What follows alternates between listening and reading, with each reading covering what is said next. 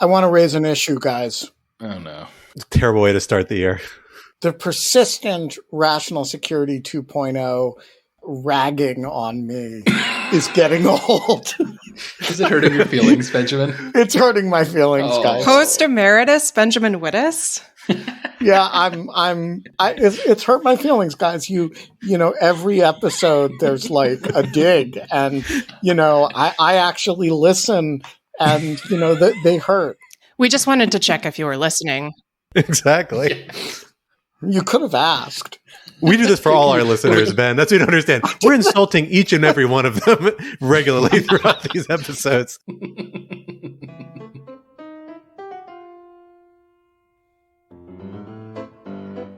Hello, everyone, and welcome back to Rational Security 2.0, which I mentioned specifically because I am here, Scott R. Anderson, one of your regular co-hosts, with my two other regular co-hosts, Alan Rosenstein. Hello. And Quinta Jurassic. Hello. And we are joined by none other than Rational Security 1.0, Rational Security host emeritus, I said it right this time, Benjamin Wittes. Benjamin, thank you for coming back on the podcast with us. Hey, on behalf of all the previous co-hosts, I'm just raising my voice in objection to you guys dropping the 2.0 and the whole Newspeak thing where you were going to erase the existence of 1.0. We will bury you. And this is why, Ben, you will remain the natsec whipping boy till the end of time.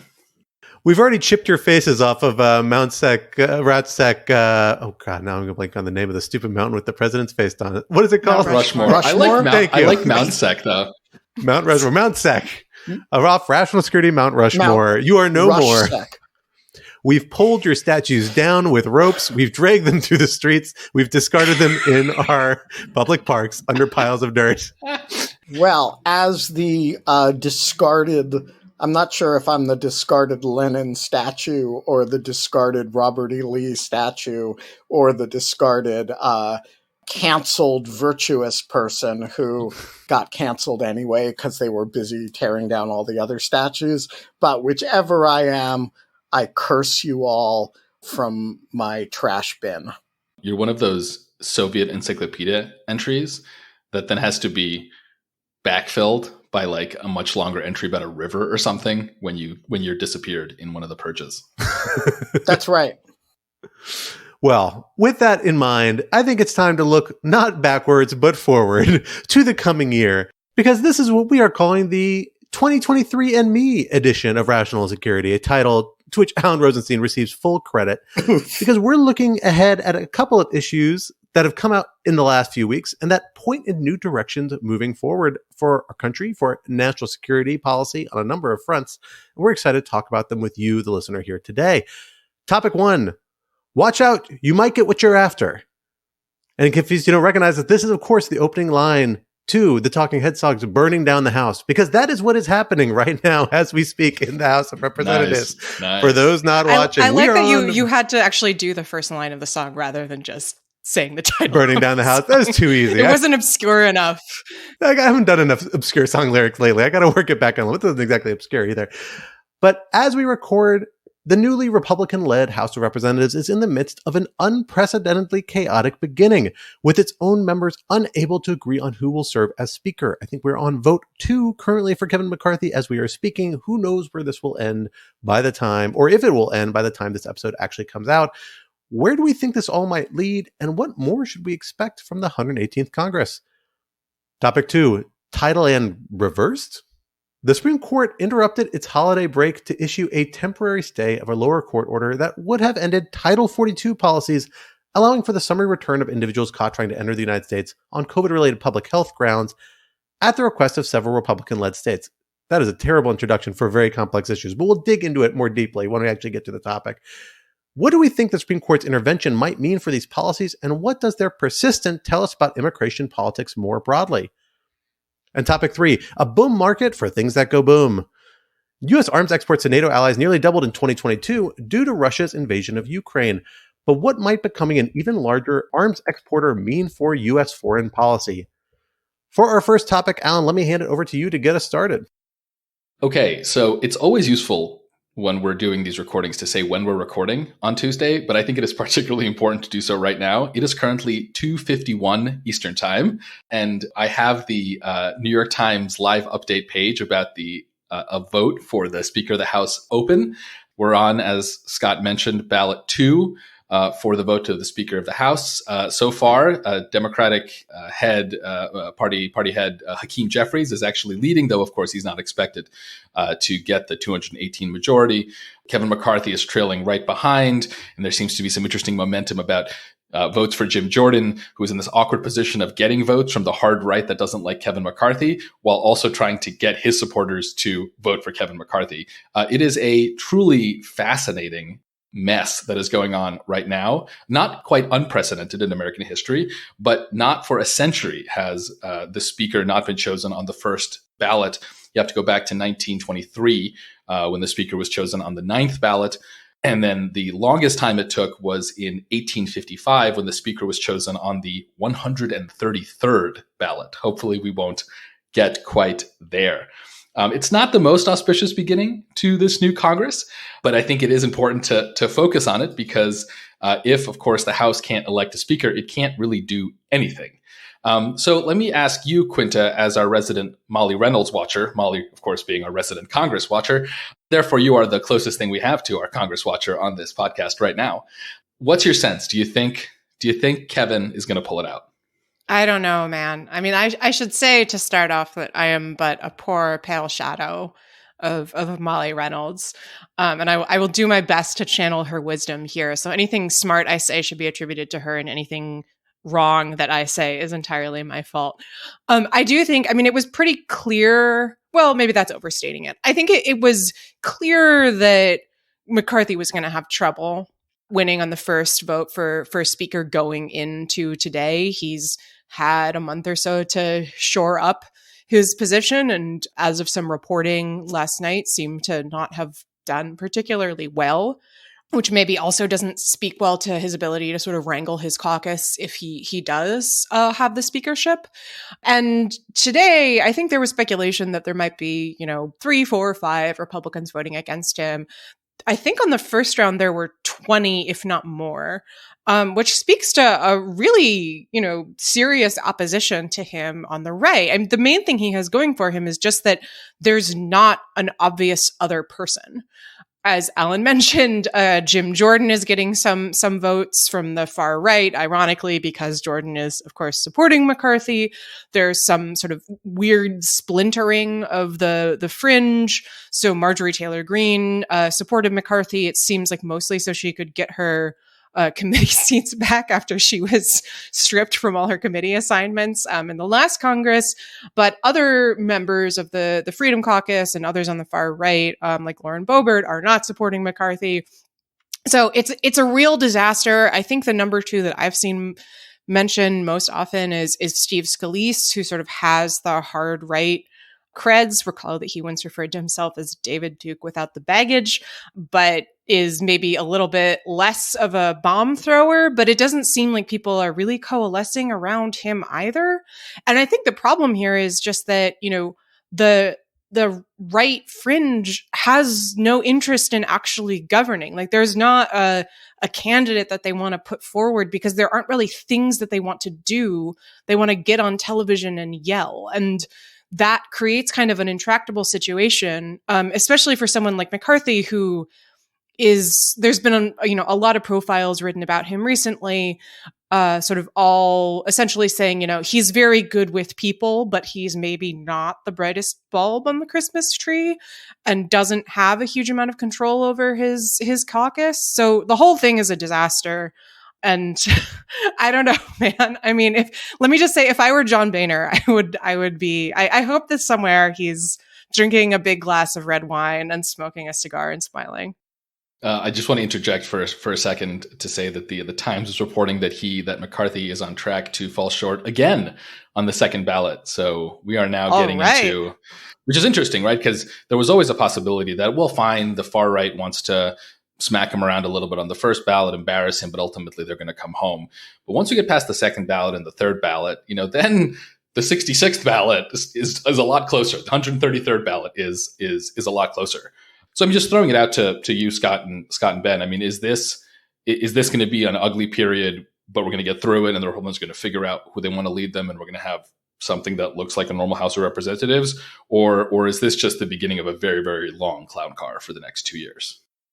Beginning of a very, very long clown car. Although, it's a clown car that could be worse if McCarthy actually gave in to a lot of the requests that were made of them. I think that's one thing worth bearing in mind here, is that we have an core part of the Republican Party. That's most of these 19 members that voted against McCarthy on the first ballot. Probably not all of them are quite on board with the same agenda, but a core of them that's leading this anti-McCarthy effort is trying to advance a substantive platform, but it's one that essentially is just self-aggrandizement. They want to have the thresholds low enough to have the ability to call votes on the speaker all the time, basically giving extreme minorities the ability to drive a lot of the agenda, or at least threaten the speaker enough to take a lot of the agenda. McCarthy largely capitulated on that demand, but it proved not to be enough for some reason before this latest vote. Now we had heard rumors before this last round early this morning that they were essentially seeking authority to launch lawsuits on behalf of the House, with just they controlled, basically seeking Republican House authorization to allow the Freedom Caucus to pursue lawsuits under the House's authority under something like the BLAG structure that's currently used to authorize House litigation, or has been for the last few Congress. I actually don't know what they're proposing for this Congress yet. I mean, it's a wild set of demands, and they're basically saying we want free reign to advance a lot of our substantive agenda. They want their own oversight authorities. They want major committee positions. It is a full-on, effort to self-aggrandize them. And McCarthy actually, called them out on it in his floor remarks before the first ballot. He said, I had members in this group come to me and asking me for individualized demands, trying to do things like get more power for themselves and for these specific positions, because that's what these folks are doing. I mean, this really is an effort to just solidify their ability to really drive substantive things. So I do think there's an agenda here. It's not what we think of as a usual policy agenda. It is an agenda of, structuring the House so that they are empowered with what they see as the right avenue to go. And that goes in a lot of weird directions. So, I don't know exactly how this plays out, but no model looks good. Like, if those demands are all met to, it really means that you're going to see a really chaotic House going in all sorts of directions, at least on the House side with the House leadership there. If McCarthy somehow gets through, anybody who follows on is going to be in a real contentious, strange position, potentially a weak position in the House. And they're going to face more and more of these uprisings by this core that, despite, frankly, pretty poor showing by Republicans, particularly in House races this last term, feels empowered. So I don't know really, I don't think any of it speaks really well for House Republican leadership in the Congress to come. Yeah, so I agree with all of that. And I actually think that this raises a very interesting question from a Democratic strategy point of view.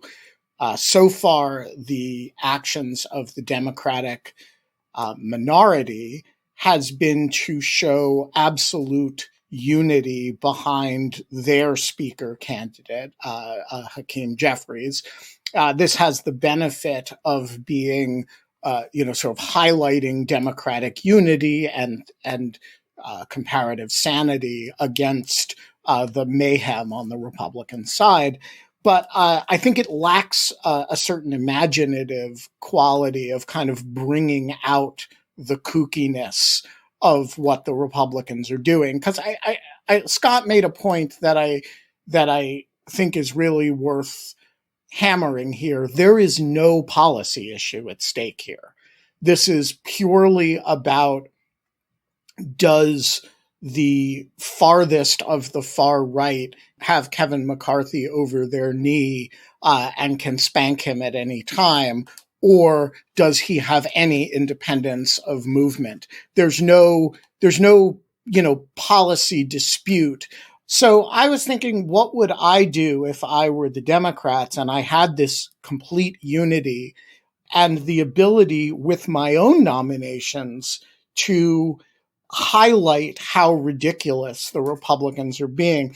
And I came up with a list of candidates that would serve different purposes. So the first two, of course, are Liz Cheney and Adam Kinzinger, which, I think if you submitted them on the third and fourth ballot, it would be a way of saying, hey, we've worked with these two people. We can live with a Republican speaker.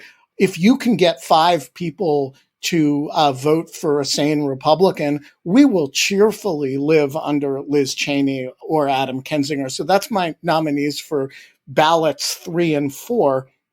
But then I think they need to move on to the candidates who really represent the true heart of where the Republican Party is. And so, first of all, they should nominate Marjorie Taylor Greene and all vote for her. But second, they should go to where the reductio ad absurdum of this logic is, and they should nominate George Santos, because this is where this process should end, with all the Democrats voting for the guy who everybody knows is going to get indicted and shouldn't be in Congress at all. I think they should vote for you and just do like a meta troll vote. So I have already announced in public that I will not stand for Speaker of the House, and I will not serve if elected. Missed opportunity. Very General Sherman of you. I will say that George Santos literally, it appears, running around the Capitol with reporters chasing after him to avoid their questions is just a fantastic B-plot for today's episode of the U.S. Congress. Real kudos to the writers. Especially when he ran into a dead end. And then had to turn around and go back. Incredible. I even Incredible. have a nomination speech all written for him. I would like to introduce him, and just the slogan is, why not George? Well, I think Ben's point about the sheer craziness of the situation is well taken, and it's bizarre. And frankly, it's great political theater for those of us who love political theater. Yeah. And I am certainly among terrible those. For the country, but tremendous content. Almost always those two things are exactly in opposition to each other. But I will say this, I don't think Democrats can entirely get off on the mania front a little bit, because I think there's a little bit of edge of craziness in what Democrats are doing so far, although we'll see if they budge on this a little bit. For the simple reason that, they have preferences on who the Republican speaker is. They should. And particularly who the Republican speaker is beholden to. And the craziest part about this whole system is just institutionally, the way you would expect this in a neutral scenario is that you wouldn't be able to be beholden to the extreme fringes of your own party, because in the end, at a certain point, it'd be worth it to either pull over votes, or frankly, you don't even need to pull over votes, which is much more likely. You just need members of the other party to sit out of the vote and lower the overall threshold required to actually for someone to become speaker. I think pretty sure that's how it works, if I recall correctly. And at a certain point, it seems like Democrats should be using that leverage to try and get, terms that they want out of Republicans and out of McCarthy, who seems willing to deal with anyone. And some of that might be not having a 5-member threshold. The real question is are politics really on both sides, frankly, so toxic that every member is not willing to even do that, even when they don't have to affirmatively vote for the member, but just to withhold from voting? And that, if it is, that's not irrational. That leads to an outcome worse for voters. Did you just both sides a situation where the Republicans are on their third ballot for speaker? No, not both sides. But I do think Republicans are completely nuts, right? But there's things that Democrats can do to empower different parts of the Republican Party in the speakership. And at a certain point, I think it's in their interest to do that. And I think it probably happens after a couple of rounds of voting where you underscore how dysfunctional the Republican leadership is. But at a certain point, I hope they have a plan to start stepping in and doing that. And if they don't, I actually think that's a problem. Not as big of a problem as the Republicans. They're way more unified. But that's the sort of thing I would expect a really well-organized Democratic leadership to do. And frankly, I do expect them to do. It's just a new team. So we don't 100% know, what their game plan is. Yeah. So to be clear here, I was actually not joking when I suggested the Cheney and Kinzinger thing, not because I think you would get any Republican votes for them, but sending the signal, hey, if you put up somebody who's willing to do business with us, we will support that person. We will save you from your crazy right flank. And sending that signal would there are a lot of non-crazy Republicans in the House. They don't make a lot of noise. You don't hear from them very often, but there are a lot of people who aren't crazy. And if you can send a signal, hey, if 10 of you can get together and choose a person, we will come in and make that happen, is, I think, a very useful thing to do. And by the way, if Hakeem Jeffries, who seems like a very smart and very able fellow, has not quietly communicated to Kevin McCarthy, anytime you need a lifeline, reach out. My terms are more reasonable than theirs. Then he's a fool who shouldn't be in the office that he's going to occupy. So I want to ask about those terms because, it's fun to speculate about the Republican meltdown as it's happening, but at some point this presumably will be resolved one way or the other. And we do have 2 more years of having to pass some laws, debt ceilings, budgets, appropriations, things that happen here and there. Is there a resolution, whether it's, Jeffries and McCarthy getting together and figuring out some power sharing agreement or something else that allows this Congress to function? I mean, let's just talk about the absolute bare minimum so that President Biden doesn't have to go and start minting $1 trillion platinum coins, every month. Yeah, how about this? How about this as your terms if you're Hakeem Jeffries? Number 1, no crazies running your committees. I don't want to veto, but you know who we're talking about, aka Jim Jordan. And, number 2, the racists and the truly crazy people don't get their committee assignments back. And number 3, no Hastert rule.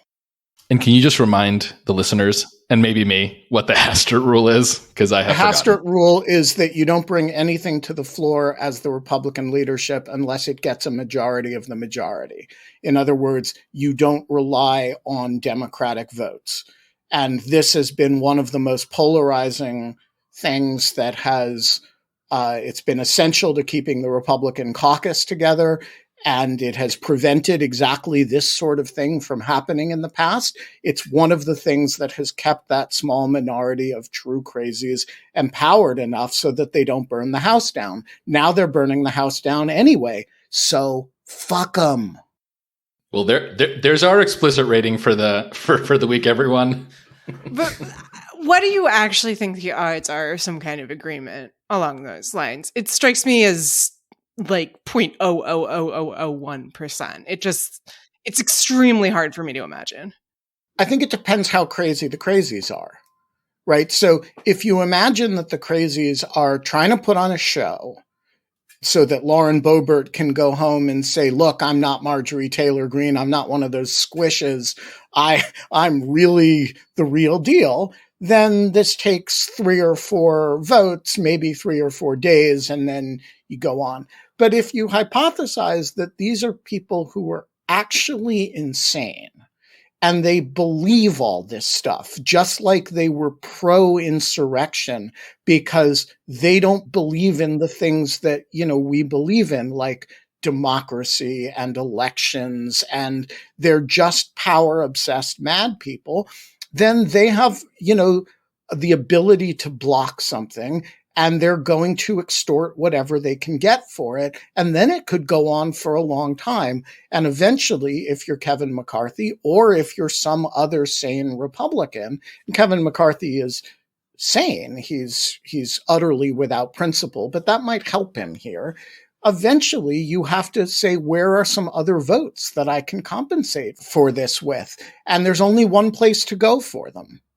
And I have to say, like, the other variable about this also is what exactly is high value enough for Democrats. Just being able to break the Hastert rule, even for 10 pieces, 5 pieces of legislation in the next 2 years, could be huge when you control the Senate and the presidency. It means you can really, really force votes on key pieces of legislation that the leadership will defend their own members from having to take public stances on by saying, it doesn't meet the Hastert rule. We don't have support in our own caucus moving this forward. If you can force them to do it, even on just the debt ceiling or just aid to Ukraine or just the NDA or just NDA is usually not a problem, but just certain appropriations. Or just the border. Or just a variety of things, like a couple of things where you can just force these votes for the next 2 years. You can actually get stuff done if you're Democrats because you don't have to get over a veto. You just have to get enough Senate votes online, and Senate votes, probably enough Republicans in the Senate, you can get on board with a lot of these things, especially like debt ceiling things, right? So honestly, like if you had Speaker Kevin McCarthy, but he wasn't beholden to being overridden by 5 members of his own caucus, and he said, yeah, I'm going to give you 10 pieces of legislation, 5 pieces of legislation you can call forward for the next 2 years, I think that deal might be worth it for Democrats. Make it painful, make it a public display before you get there. Let the Republicans suffer and dangle on the end of the rope for a couple of rounds of voting. But in the end, like, that's a deal I would take. And I think the Democrats should think about it if it's remotely on the table. And I don't know, we don't 100% know whether it is, but I think Ben's basically right. Like, at a certain point, it has to be if you buy at least some of these people are rational actors and want to get something done at some point. Because there's no actual formula out as long as you have these holdouts on the far end of Republican formula. There's nowhere else to go. Oh, I also, just one other speaker nomination, Ron DeSantis. Donald Trump's not working right now, man. They can put him up there. Yeah, no, this is a big moment for everyone who likes to pull out did you know that the Speaker of the House doesn't have to be a member? Congratulations to all of I wrote a whole article about it, man. Politico like a year ago. Check it out. Kanye for speaker. Kanye for speaker. Oh God, easy. See, this is the reckless energy that I think we need to bring to this conversation. Elon Musk, Speaker of House. Done. Only if a majority of Twitter users vote yes on a Twitter poll. The only condition which he will run. Except the candidacy. Well, folks, while we wait for this story to spill out, why don't we turn our conversation away from chaos in Congress and towards some chaos that Congress has caused outside the United States, or just inside the United States in some cases. And that is our Title 42 policies. We saw one really, kind of in a lot of ways, the biggest piece of notable news that broke between Christmas and New Year's this year was the fact that the Supreme Court stepped away from its holiday break to issue a temporary administrative stay of a district court opinion out of DC District Court by Judge Emmett Sullivan, essentially saying that Title 42 policies is a set of policies that the Trump administration installed. The Biden administration did continue for several months, although they've tried to stop them more recently. We'll get to that in a second. Essentially saying people crossing the border can be just returned to their country of origin or returned across the border summarily without having to be able to have the opportunity to apply for asylum or all the usual processes we have in place for people crossing the border on public health grounds because of the COVID-19 public health crisis. The Biden administration kept these policies in place after former President Trump's administration left office. They then tried to end them earlier this year, but they were enjoined from doing so by a nationwide injunction by a different district court judge. Meanwhile, in a separate line of legislation, we saw this challenge to the policies generally go forward and actually reach the opposite conclusion in a lot of ways in DC District Court, saying the policies themselves have been invalidated on legal grounds. This actually isn't inconsistent with the prior ruling necessarily. The prior injunction was the Biden administration couldn't end it because of procedural failings on administrative law grounds. This was a substantive critique of the policy and its basis at this point, particularly because essentially the COVID-19 crisis was being seen as, has been trumpeted by a lot of parts of the administration and others as kind of coming to an end in various regards, and yet this policy hadn't shifted. That order, though, by Judge Sullivan, he gave 5 weeks to the administration to wind down Title 42 policies. That was set to expire December 21st. And in that interim, we saw, I think it was 19, if I recall correctly, Republican-led states initiate litigation, having not participated in the district court phase of litigation, directly to the Supreme Court, seeking an emergency intervention by the Supreme Court. And that's what the Supreme Court is now weighing, and they have issued this administrative injunction while they consider this request. Alan, let me turn to you first. Get us up to speed on some of the legal questions here and where this fits in and how that intersects with a lot of the policy considerations that are clearly driving a lot of the dialogue around Title 42. Yeah, no, legally, this is like a very complicated thicket. And Steve Laddick, friend of the blog, has done a lot of good writing about this, and we'll drop a link to the stuff that he's written about this. I mean, it comes down to a couple of key issues. Sort of one issue, and the specific one before the Supreme Court, is whether or not these states should be able to intervene, in particular, given how relatively late that they entered into this litigation. There's also kind of the ever-present question of whether or not any of these issues should be being dealt with by the Supreme Court as part of the quote-unquote shadow docket on these sort of emergency grounds, or whether the court is playing it straight in terms of applying the right standards. But I kind of want to focus less on that and on the question of state intervention, because I think there are two ways of thinking about it. One is to say, look, this is a really straightforward issue. The states missed their chance. They had a long time to do this. They knew for a long time that the Biden administration was likely to wind down the Title 42 program and that they wanted it to continue. And so they should have intervened earlier. that's one way of thinking about this question. Another way is to say more generally, do we want states to be able to intervene and block the current administration's attempt to stop what the past administration did? And if that's the question, then I think there's no really satisfying answer, because no matter how much you try to reason from first principles, I just think that your policy priors are inevitably going to drive your views on the procedure, right? This reminds me a little bit of what's sometimes called Kerr's Law, after the great law professor Oren Kerr, who in 2008 and then in 2016 wrote these great snarky blog posts pointing out that now the Democrats and Republicans immediately have to flip on all the important questions of separation of powers and procedure, right? In 2008, suddenly Democrats have to like executive power and Republicans vice versa. And then they have to do the same switch in 2016. And then, of course, the same switch in 2020 with the election of Joe Biden, right? I mean, during the Trump administration, state suits played an incredibly important role in progressive policy priorities and progressive legal campaigns against what progressives viewed, and I personally think it's accurate, but at the very least what progressives viewed as executive overreach. And so, if you're trying to be neutral about that, well, why shouldn't the Republican states have the same opportunity to do that? My view tends to be that we generally over proceduralize executive branch policy decisions, especially decisions by one president to cancel what the previous president did.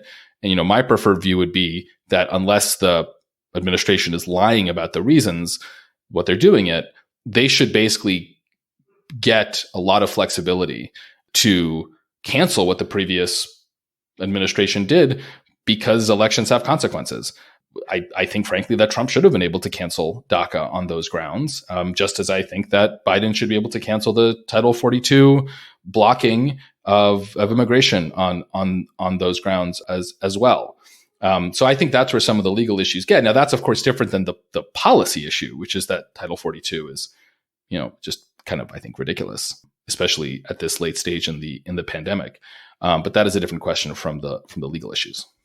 I will confess I have not followed the legal back and forth closely because, frankly, at this point, it's so complicated. The procedural issues are increasingly bizarre for all of the reasons that Steve identifies. I will just say on the substance, I will go stronger than saying that Title 42 is ridiculous. I think it's pretty evil.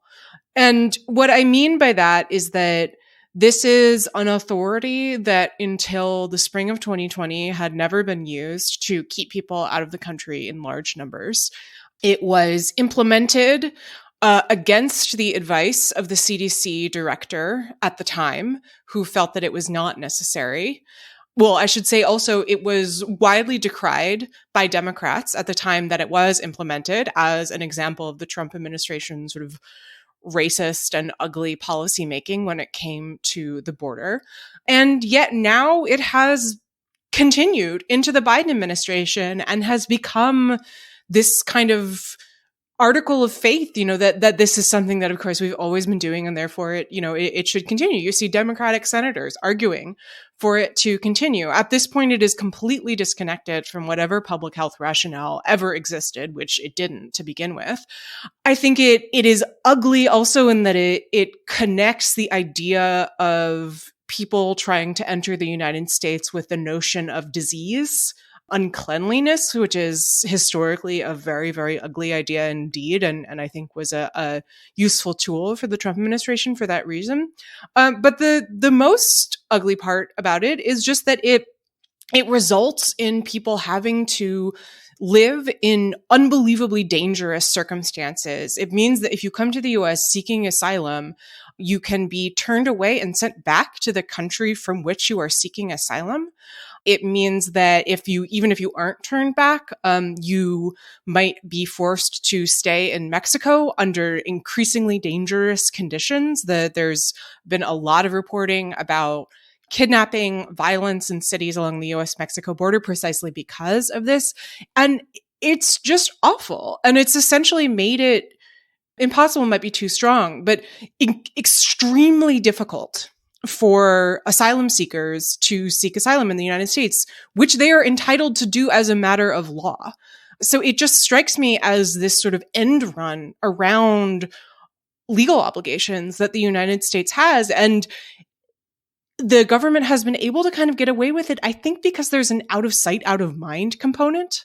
You know, people really got angry about the family separation policy, and with excellent reason, to be clear. But Title 42, you know, the horror is less inside the United States and more on the other side of the border. And so it just doesn't penetrate the public consciousness in the same way. But I think there are, you know, a lot of questions have been raised about whether or not it violates international legal obligations under the principle of non-refoulement. I don't see how it doesn't.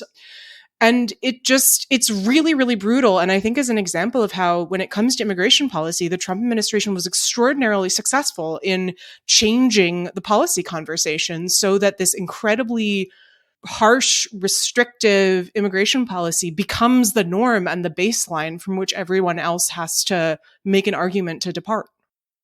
Yeah, I agree with that entirely, but I think it's only half of the point. And the other half of the point, Quinta's going to get mad at me because this is a both sides argument, is that the people who are making the argument that Quinta is making, with which I agree, are generally speaking completely unwilling to face the consequences of their own policies, which is that we have allowed the asylum system to be the tail that wags the entire dog of the immigration system. It's not the way the system is supposed to work. It's not actually capable of operating that way.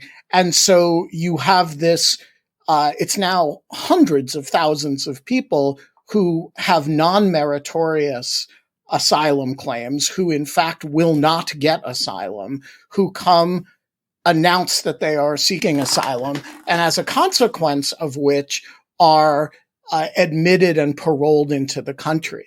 Now, I am very pro-asylum. I have literally housed asylees in my house. But this is not the way to handle a large-scale migration.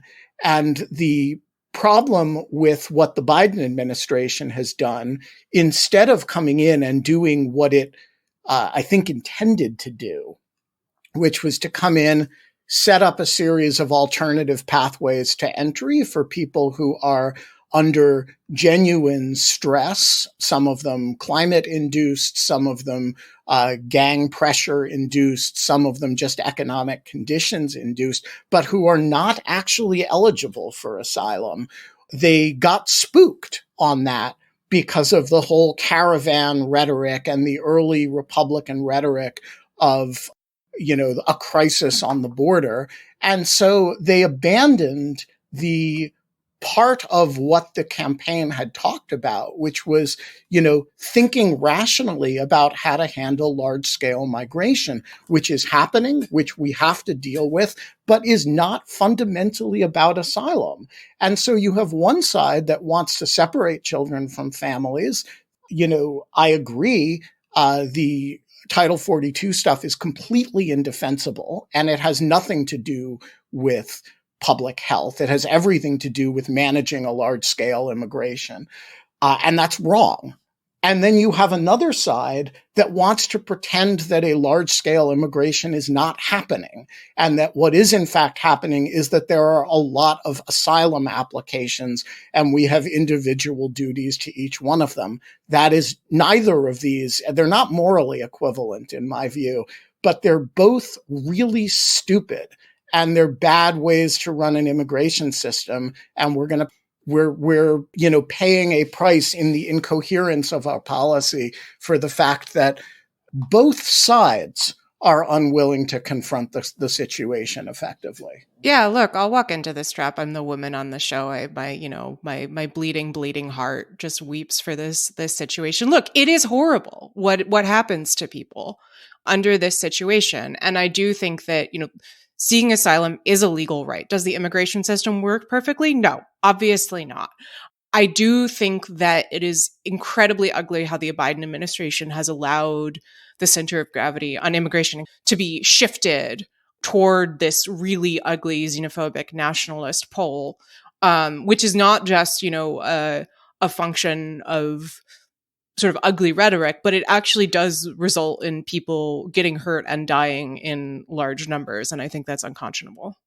Yeah, I mean, I will agree with Quinta on this. I think your point's well taken, Ben. There are real immigration challenges the country is facing, and we need to have a frank conversation of those in a context outside of asylum. But asylum is there for very valid reasons. And I don't think that, I don't think this is quite what you're proposing, but I do think is what people who are strong advocates of keeping Title 42 policies in place are saying, that, no, we can make asylum all secondary to these things. There's a good reason why we have built into our international treaty obligations and our statutory law core exceptions to things like when unaccompanied children come to the border, they should not just be returned in a situation where they're highly vulnerable to things like human trafficking and abuse. It's in the human trafficking laws and statutes in the United States, Congress enacted. This Congress has in some ways reinforced, the prior Congress, I should say, has in some ways reinforced. And this got around them in the Trump days, not so much in the Biden days, where I understand that part of the policy they reversed. And the Biden administration, in allowing Title 2042 to kind of be used in this way for the first year it was in office, or year plus, it lent a lot of legitimacy and validity to it, which I think is a bit of a problem. I'm not sure that means there's never a situation where this authority is appropriate to be used. I'm not sure for the first few months of the pandemic where we didn't understand the public health dynamics, it wasn't a reasonable prophylactic move or some application it couldn't have been used for some limited time-bound period. But we're so obviously past that now. And the very fact that you have the very same people urging that these Title 42 measures remain in place that are premised on the idea of an emergency related to COVID are the same people who often are arguing that we should remove and defund any effort to combat COVID domestically. It's completely incoherent. And that actually inherently, I think, is really going to pose a problem for them before the court. We have to remind, this late era Roberts Court, the kind of post-Trump Roberts Court, their signature move is the major questions doctrine, right? Their signature move is like really, really broad grants of broad authority to the executive branch by Congress, by broadly worded statute by Congress, require greater scrutiny than they've gotten by the court in the past to super oversimplify things. And this runs headlong into that, I think, right? This clearly seems to be the case for the executive branch is using this very broadly worded statute in ways Congress did not anticipate and could not reasonably anticipate it. I don't love major questions doctrine, but it seems to put the court in a difficult position. In this particular case, I think there's lots of ways for the court to avoid having to reach that, and particularly because of the procedural posture. My guess is they just kick it back to the DC Circuit and the district court in the end, or basically say, no, these states had no basis for intervening. That's the actual question they're weighing, and that will effectively kick the merits back to the DC Circuit. Where the Biden administration, is worth noting, is actually appealing the district court's ruling. They just did not seek a stay, so they would go ahead and dismantle it pending appeal, and then they would have to go through saying okay, well, what do we do with this? And that's because, again, that's their policy preference. They were just prevented by doing that by an earlier district court judgment. Yeah, I just want to say I have no brief for keeping Title 42 in place. It is incoherent. My point is that the policy that emerges when you remove it is also incoherent. It's a policy of admitting hundreds of thousands of people, 10% of whom will be found to have valid asylum claims. That's a crazy way to deal with a migration of that size. Now, I'm not saying you shouldn't deal with it. I'm not saying you should reject everybody. In fact, I think you should basically admit a huge percentage of the people who are coming here. But don't pretend this is about asylum. Yeah, I mean, I'll just say I actually do think that it's coherent for the people who support Title 42 but oppose in intra-US COVID measures. It's coherent if you understand disease as something that conceptually encroaches upon, the healthy, pure American state from outside and must be kept at bay. Ideologically, I think that is very consistent indeed and very ugly. So speaking of quasi-fascist ideologies, let's talk about the Ukraine-Russia war. How is that? As a It was good. It was a nice variation on the usual, but I liked it. I tried. Yeah, that was good. So this last segment, we are talking about the amount of weapons that the U.S. has been contributing to when it comes to the war in Ukraine. And I'm going to draw in my intro here on a essay in foreign policy called The Arsenal of Democracy, which is a great phrase, is back in business by Robbie Gramer. So what Gramer writes is, and I'll just quote here, The United States nearly doubled the number and price tag of approved arms sales to NATO allies in 2022 compared with 2021, which is a pretty shocking number. I certainly knew there had been an increase, but had no sense that it was doubling. And then Grammer also notes, and again I'll quote, "The flurry on new defense sales comes amid growing concerns in the West that NATO countries are running out of excess military equipment and munitions to send to Ukraine. Defense officials and experts say that Europe's defense industrial base is struggling to rapidly expand its capacity." So essentially the US is kind of filling that hole. There are a lot of different angles here. Scott, let me turn it to you to start off. What do you make of this trend? Sure. I mean, it's a really interesting, notable trend, not necessarily a reversal, but a massive amplification of a role the United States has really played with a lot of its allies for many years, but that it is expanding the scale and perhaps more importantly, expanding the expected time frame of a high level scale of that relationship. The United States is an arms exporter of various types of high-end technology of a variety of ways, everywhere, everything from small arms to rocket systems to fighter jets, everything else like that. We have been for a long time. We do that for strategic reasons. The United States likes to build relationships with partners because we can offer high-end technology, often particularly when you're talking about the high-tech stuff, works much better than the competitors. The main competitor for many years being really Russia, China to some extent, but Russia being probably the bigger one in this particular space. It works much more effectively. But then you build a relationship with that country because all of these exports come with a long, long tail. Once you buy a tank or even once you buy a rifle, you need replacement parts and you need ammunition. And all those things are only manufactured by the United States in many cases, not in all cases. And so you are building really through these exports, not just a one-time sale, but a long-time enduring relationship between the United States and these client countries that are buying these arms sales, right? And this is actually a foundational aspect of our security relationship with a lot of major allies in a lot of regards. This really seems set to really deepen that in a lot of ways, and in ways that actually I think are genuinely kind of problematic. Remember, Europe is a country that we have actually, within the NATO alliance and through other channels, have been really trying to get them for a long time to take on greater responsibility for their own national defense, in part to curb cost on the United States, in part to kind of I think, decentralize and de-link certain aspects of our policy. It doesn't get talked about as much, but I think it's real to make them a little less dependent on the United States in various regards, in part because the United States isn't always a reliable actor, as we've seen for the last, from 6 to 4 years, 2 years ago during the Trump administration, where the commitment to Europe was more questionable. And this kind of arguably runs against that. If Europe's in a position where they're really just start leaning on the United States more for all of those arms purchases, what happens if you get a United States administration that's not as inclined to give those for various reasons? So I think it raises a lot of complicated questions, even though, it's often framed as saying, well, the United States wants this because it wants clients, it wants to make money for US companies, it wants these dependent relationships. To some extent, that's true. I mean, that is a logic that drives aspects of US arms sales policies, but there are a lot of negative externalities that I think the Biden administration, which has a lot of people who are in the kind of post-Iraq, post-Afghanistan restraint-oriented model, want to have a much more calibrated approach to foreign affairs and defense policy in a variety of ways, are probably sensitive to. And I suspect they're wrestling with how to calibrate those concerns effectively. All right. I want to give a less calibrated answer here. I share a lot of Scott's sensibilities about this, but I think this is an unqualified good thing. And for exactly the reason that Scott has some anxieties about it. We have been saying to the Germans and to a bunch of other countries, you got to get your GDP, your military spending up to 2.5% of GDP for years and years and years across administrations. And we've never been persuasive on this question. Vladimir Putin was persuasive on this question. And all of a sudden, these countries are giving weapons to Ukraine, which means they have to replenish their weapons. In the case of a bunch of Eastern European countries, that actually means giving old stocks of some Soviet weapons and replenishing them with US stuff.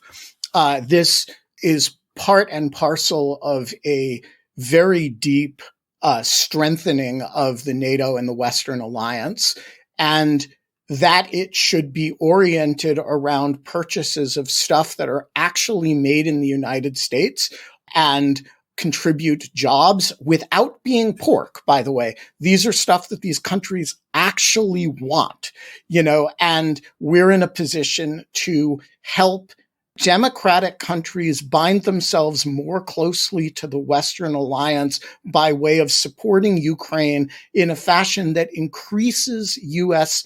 exports of military goods. I think it's wonderful, and I love it that, Ukrainians tweet about U.S. weapon systems as though they were cuddly stuffed animals. So, I say rah defense industrial complex. And precisely for the reasons that Scott is saying, if you want a world in which the U.S. doesn't have to intervene all the time and in which that kind of restraint is possible, making collective self-defense real, making people bought into it, and having them do it with interoperable weapon systems that are relatively easily replenished is a really, really important logistical accomplishment, and we should be celebrating it. When we consider this, we do have to bear in mind, Ben is the number one global exporter of the plushy HIMARS system, the most in-demand gift for all of your anti-fascist babies out there for this holiday season. We're going to start selling don't it. think this isn't a bit of self-interest on Ben's part either. It's not the plushy HIMARS. It's the 3D printed HIMARS. And if you want a 3D printed HIMARS, just look at my Twitter feed. You've seen I've printed some HIMARS. I've given them to some Ukrainian friends. U.S. weapon systems, they're cute, they're cuddly. Give them to your kids. I mean, they may be 3D printed for now, but they should be plushy. If there are any plushy manufacturers who listen, get in touch with us. Yeah, I mean, I just wanted to quickly say, I mean, as much as I hate agreeing with Ben Wittes, as we identified at the beginning of the episode, I mean, I basically agree with everything that he said. And just to maybe extend this to a kind of more banal point, what's the alternative right now? I mean, Ukraine needs these weapons. They have been incredibly successful. At this point, we have invested too much, both, in terms of actual material and money, but also, I think, ideological investment, which is correct, frankly, given the nature of the threat to democracy that Russia poses. And if they need these weapons, someone has to supply them to them, and it'll be us. And then we'll just have to deal with whatever consequences of that come next. But this does seem like an odd time to be stingy with precisely those things that are causing Russia's profound military collapse in Ukraine. I think what you all are saying is 100% right. In a lot of ways, I think that's certainly the kind of short to medium term dominant logic, right? Which is that there's clearly a real military and strategic need. This is a way to meet it. It does get the Europeans much more invested in their national defense in a certain way. That's certainly true. Although it's worth noting, it's not the way we've been trying to get them to do it, right? We want Europe to develop its own native defense capabilities in a lot of these fronts, ways to actually build and develop their own weapon systems that are interoperable with the United States ones in various regards, but in a lot of ways are able to make them an independent threat, an independent world power that can work with us in various regards. And there's good reason for Europe to do that, not least of which is that the United States commitment to Europe has fluctuated over the years, although, hopefully that may not be the case moving forward, but who really knows? I do think it's worth, in the medium to longer term, I think there are real questions here, right? Like, there's reasons why these policies have been around for a long time and people like them and find them in place. And it's always, particularly the last 30, 40 years, been a major kind of pillar of U.S. security assistance and foreign policy and U.S. security relationships. But there is, I think, a reasonable concern articulated by, Dwight Eisenhower and lots of people over the last, 60, 70 years about this idea of the military industrial complex, basically building and shaping our thinking about how much are these relationships being driven by our strategic interests versus our economic interests.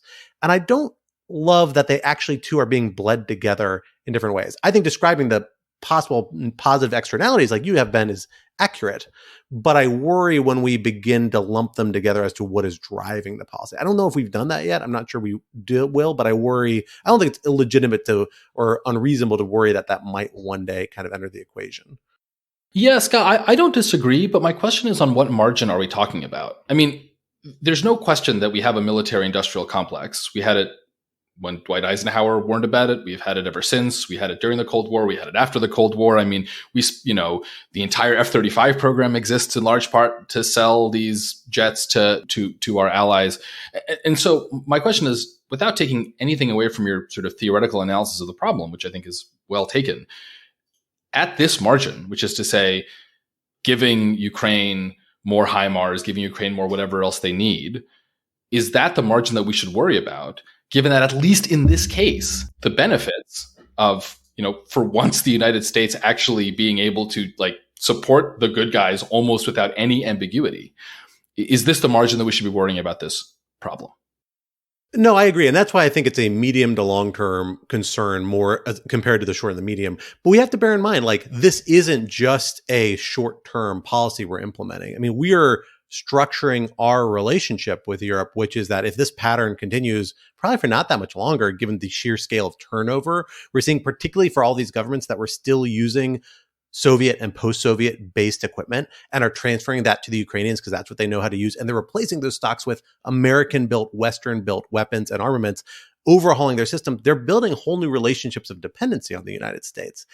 And that could last decades. Again, all these governments are still using post-Soviet Russian technology because that's what they bought into 30 or 40 years ago. And the path dependency of that is real. I think there's a lot of upside of that. I don't want to undersell that, but I do think there are some policy concerns. I really would think it comes down to the fact that maybe when we're thinking about these weapon systems and interoperability, we need to make a kind of multi-production chain, multi-supply chain system where we have close allies actually helping to produce and build into these things, build different components, build different parts of it, so that there isn't just one-way relationship or one-way reliance, and it's a more complex interdependent relationship in various regards. That actually was an effort that's been made with certain major defense partners, including over the construction over major fighter jets and major kind of high-end weapon systems within the NATO alliance. That's kind of fallen apart and been complicated in various regards. I'm not totally up to speed on the current status of those efforts, but maybe we need to see some doubling down of those efforts to kind of maybe mitigate some of those long-term concerns. Again, I agree. I think they're mostly theoretical now, but it's not something to just shove away and ignore. I think people who raise those concerns are saying it's something worth thinking about, at least to some regards, even now. Can I just ask one more question, Scott? I'm kind of curious. I want to clarify something. Is the concern about how this will entangle the United States in a particular foreign policy that might be bad for the United States? Or is the concern that this is essentially a kind of, I don't even necessarily mean this pejoratively or just descriptively, a kind of imperialism, right? Where you have the metropole, the United States, exporting and creating chains of dependence on certain very high technology goods. And so it might be great for the United States, but it's really bad for the Czech Republic, which now is even more subordinate to the United States because it will have retooled entirely on U.S. weapons pipelines. I mean, the concern could be both, but it's interesting to think because they're both concerns, but they come from just almost opposing valences. No, I think that's right. And frankly, you've described kind of like the right restraint version of restraint and left version of restraint logics to some degree, both of which kind of arrive at a similar kind of critical outcome. But I think the fundamental idea is that really you see versions of both, and it kind of depends on your fundamental assumptions about, United States interests and how right those are in foreign countries and how right they are or wrong they are. And so it depends on a lot of assumptions on how you frame the questions. The underlying logic, I think, is kind of the same. It's that the United States is going to end up on a certain trajectory that it might not be if not for the relationships built up by these sorts of actions. Well, folks, we will have to leave the conversation there for now. But this would not be Rational Security if we did not leave you with some object lessons to ponder on over in the week to come. Alan, get us started. What is your object lesson for this week? So my object lesson is the delightful black comedy Do Revenge, which is streaming on Netflix. I have a very soft spot as a child of the 90s and early 2000s for the overheated teen drama movies like, She's All That and Cruel Intentions. Do love Cruel Intentions. And this is basically a movie in that style, like very self-consciously calling back to that kind of the fashion and all of that, about these basically just about how high school students are all sociopaths out to get each other. And it is fabulous. It is very entertaining. I don't want to even get into the plot because it's very convoluted and also very spoily, but it is a marvelous, marvelous diversion. Do Revenge on Netflix. Quinta, what do you have for us this week? I would like to recommend a graphic novel. It is called Ducks by Kate Beaton. And if that name sounds familiar, it is probably because she drew a number of very popular sort of humorous comics about historical figures back in, I want to say, like the 2010s, and sort of made it as a cartoonist. Earlier, man, like 2006. Earlier? To like damn. Okay. All right. She's like my age. It's shocking. Yeah. Okay. She's haggard, just like Scott. Exactly. And became very popular for these sort of light, funny, educational cartoons about Canadian history. She's from Canada, from Cape Breton. But this is the first graphic novel that she's put out, and it is a very different tone. It's about 2 years that she spent working in the Albertan oil sands during the Canadian oil boom, trying to get money to pay off her student loans, and is just really, the art is beautiful. It's kind of cool to see how her art has changed and matured since she started drawing those comics those many years ago. And it's very sort of careful and thoughtful and genuinely sad and moving in ways that I hadn't expected. And I will say I am also learning a lot about what it was like to be in Alberta and various aspects of Canadian culture and the importance of oil to the Canadian economy during that particular time period. So I would highly, highly recommend it, but definitely suggest that you steel yourself for some pretty rough stuff if you do pick it up. I will say I've been a Kate Beaton fan for like well over a decade at this point, from Hark a Vagrant. It's really phenomenal. And she actually did like a short sketch version of what I think is, I haven't read this book yet. Yeah, she drafted this book like 10 years ago. And it was really actually like, particularly compared to her prior work, because it was so dark and kind of slow and contemplative, really an interesting read. I remember reading it because it was pretty soon after I got back from Iraq, and it kind of struck me as very kind of odd parallels of that sense of kind of isolation and weird engagements with actions you don't really think of in your day-to-day life. And so it was it really struck me at the time. It's really interesting. So I'm looking forward to reading this, Quinta. Well, for my object lesson, I must start with a mea culpa, because I made a few mistakes regarding some well-known Muppets during our Ask Me Anything episode this past week. I may or may not have referred to Rolf the dog as a bear. I may or may not have confused Scooter with Bunsen Honeydew, notorious Muppet scientist. Scott, I am how could thinking, you? All I can say for now is I am contemplating deeply on my misjudgments, on my mistakes, on my shame with my co-hosts and my family. And we are discussing appropriate steps moving forward. That's all I'm prepared to share at this time. We're not mad, Scott. We're just disappointed. Are you committed to doing better, Scott? I am. Will you be doing the work? I've certainly done some homework over the holidays. Scott's going to post this apology in a notes app screenshot on Twitter. I literally am. I was writing it up during the episode, so prepare yourself on Twitter. I'll be there with a formal apology in the days to come. You and your Muppet privilege, Scott. Me and my Muppet privilege, exactly. I assumed I knew all this stuff about the Muppets because I'm a product of the 80s. Turns out a little fuzzy around the edges and the details because it's been a while. But until we get back to you with some more apologies / Muppet content, I do have an object lesson I'm very excited to share. I wanted to share it through the whole month of December, but I couldn't because it's not holidays related. I was sticking to my strict holidays related object lesson theme. And that is that Willow is out, folks. You can see it on Disney Plus.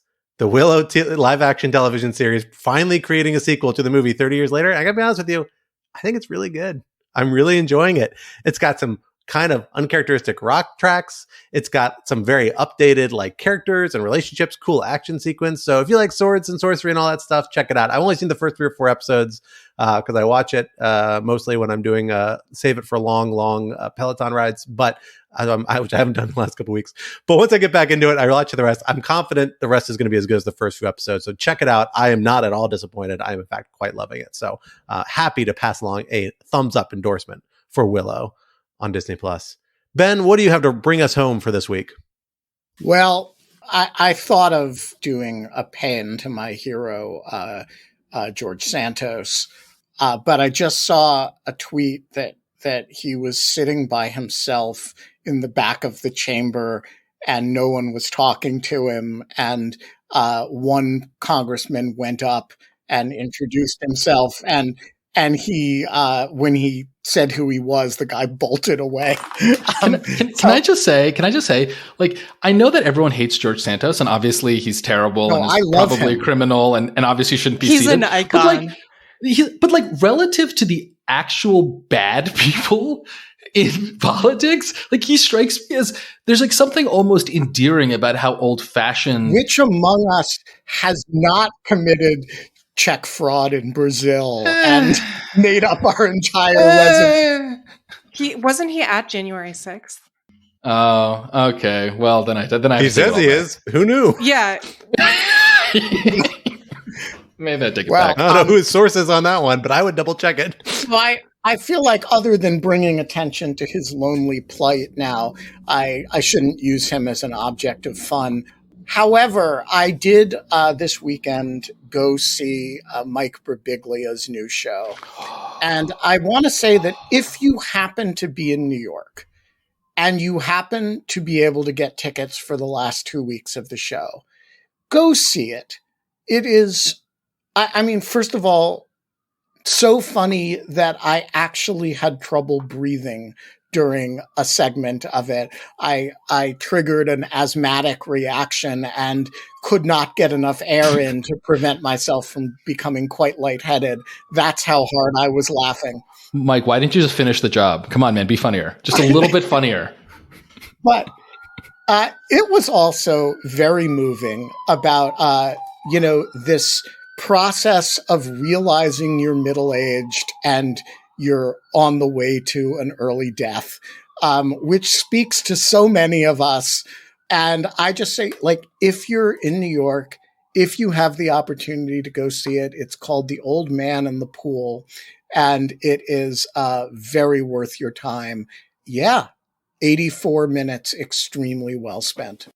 I have a minor correction. It appears that George Santos said that he was at Trump's speech at the Ellipse on January 6th, but did not enter the Capitol. However, he did say at one point that he had written a, quote, nice check to support January 6th defendants with their legal fees. I don't know if we've confirmed whether that actually happened. Yeah, so first of all, there'd be the question of whether that means he wasn't at the Ellipse but was at the Capitol.